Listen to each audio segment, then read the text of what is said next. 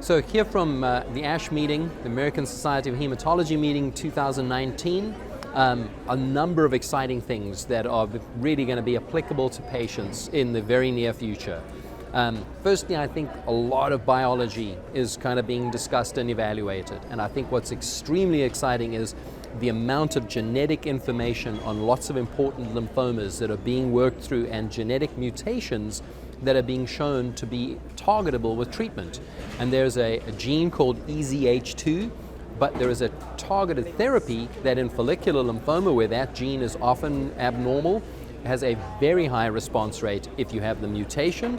It still has a good response rate if you don't, but it just shows that this genetic information is proving to be extremely helpful.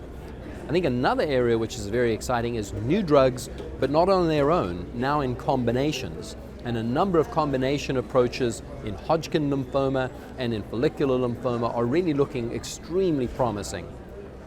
We saw some very interesting data today using antibodies with drugs that change the tumor environment and show excellent results. So I think as a patient, my excitement would be the biology is better understood and it's now translating into very effective therapies that have got better results and hopefully one day a cure for all.